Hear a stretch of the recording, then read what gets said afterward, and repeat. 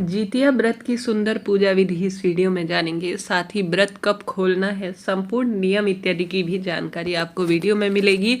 ध्यान से सुनिएगा और अंत तक बने रहिएगा। जैसे कि यह व्रत संतान प्राप्ति और संतान की लंबी उम्र का सबसे बड़ा व्रत माना जाता है और कठिन व्रत भी है, क्योंकि इस व्रत में निर्जल ही रहा जाता है। सबसे पहले आप सभी को नहाय खाए की जो पूरी विधि है वह 24 सितंबर दिन मंगलवार के दिन कर लेनी है। 25 सितंबर 2024 दिन बुधवार के दिन आपको निर्जल व्रत रखना है, अर्थात जितिया का पावन पवित्र व्रत उदया तिथि के अनुसार 25 सितंबर को किया जाएगा। पारण का शुभ मुहूर्त 26 सितंबर 2024 दिन गुरुवार के दिन किया जाएगा। तो इस दिन आपको पारण करना है।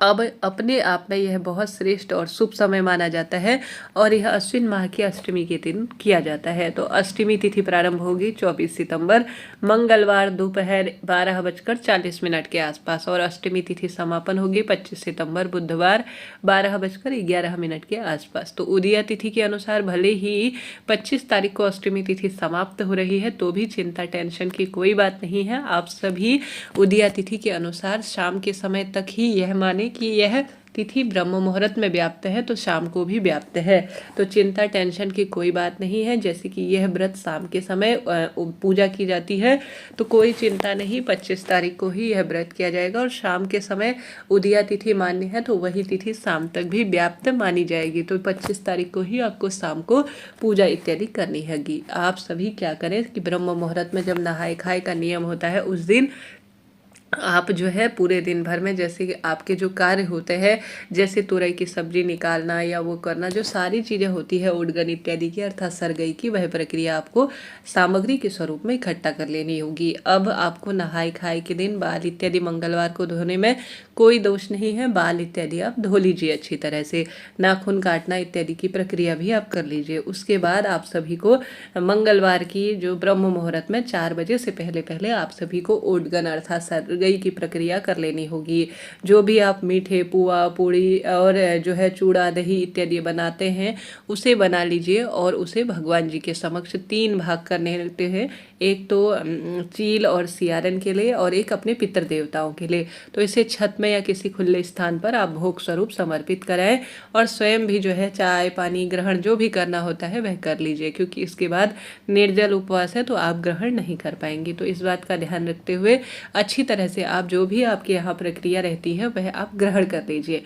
अब 4 बजे के आसपास से पूरी अच्छी तरह से कुल्ला कर लीजिए और जो भी स्नान इत्यादि की प्रक्रिया रहती है वह कर लीजिए। अच्छे साफ सुथरे कपड़े जो कोरे हों धुले हुए हों वह पहन लीजिए। ध्यान रहे अच्छी तरह से कुल्ला इत्यादि करना है, क्योंकि इसके बाद जो है आप सभी कुछ भी एक दाना भी अन्न का मुंह में न रहने पाए, इस बात का ध्यान रखें। सूर्य भगवान को जल चढ़ाएं। साथ के साथ आप सभी सूर्य भगवान को जल चढ़ाने के बाद अपने जो देवी देवता हैं, जो नियम है आपका, उस विधान से पूजा कर लीजिए। अब इस दिन राहु काल का समय जो कि अशुभ समय माना जाता है, कहा जाता है किसी भी दान पुण्य पूजा पाठ में जो है राहु काल के समय का ध्यान रखना चाहिए। तो इस दिन जो जितिया व्रत के दिन 25 सितंबर के दिन राहु काल का समय रहेगा वह दोपहर के समय का रहने वाला है। 12:18 से 1:47 के आसपास तक राहु काल का अर्थात अशुभ समय रहने वाला है। इस समय किसी नए कार्य की शुरुआत, कोई श्रेष्ठ कार्य की शुरुआत और विशेष उपाय नियम दान पुण्य पूजा इत्यादि से बचिएगा। यह अशुभता के श्रेणी में समय आता है। साथ ही इस दिन पूजा का शुभ समय 25 तारीख बुधवार को सुबह के समय 6:10 से 9:12 के आसपास अच्छा समय हो रहा है। शाम की पूजा का समय शाम को 6:14 से 7:26 के आसपास रहने वाला है। तो इस समय की पूजा का लाभ उठाएं और अपने जीवन को श्रेष्ठतम तरीके से जो है पूजा आराधना को संपन्न करें। अब आपने नहाए खाए इत्यादि के नियम को तो कर लिया और पूजा सुबह की हो गई। अब पूरे दिन भर में जितना संभव हो भगवान जी के नाम मंत्र का जाप करें। अब बारी आती है शाम की पूजा की। अब आपका मुख पूर्व या उत्तर दिशा की ओर होना चाहिए। इस बात का आप ध्यान रखते हुए पूजा अपनी शुरू कीजिएगा। एक कोई भी आसन का चुनाव करें या कहीं पर भी साफ सुथरा जगह जो है एक पटा बिछा लीजिए। उसके ऊपर आप एक कलश रखें जिसमें खर जो है जीमूत वाहन भगवान का आप एक कुसा सी प्रतिमा सी बना लीजिए। उसमें एक पीला कपड़ा सा आप जो है लगा लीजिएगा या कोई भी पीला रंग का कपड़ा आप भगवान जी जीमूत वाहन भगवान के लिए निमित्त करें। 2 जो है मूर्ति बनाएं। मिट्टी से भी बना सकते हैं, गोबर से भी बना सकते हैं। अगर ऐसा ना हो तो सुपारी की भी रख सकते हैं। यह चील और सियारन की फोटो प्रतिमा कही जाती है। अब इनमें विधि विधान से रोली, चंदन, मूली, अक्षत इत्यादि समर्पित करें, पुष्प समर्पित करें, दीप लगाएं, मीठे गुलगुले, पुआ, पूड़ी जो भी आपने भोग बना रखे हैं, फल इत्यादि है, दूध है, इनका भोग जरूर से लगाएं। विधि विधान से पूजा करें, जितिया व्रत की कथा सुने, भूल चूक के लिए क्षमा प्रार्थी होकर एक समय का भोजन ब्राह्मण जी के लिए दान में निकालें, रात्रि जागरण इत्यादि करें, फिर सुबह स्नान इत्यादि से निवृत्त होकर सुबह जो व्रत खोलने का समय है 26 तारीख को गुरुवार को, वह सुबह 6:21 से 8:23 के आसपास हो रहा है।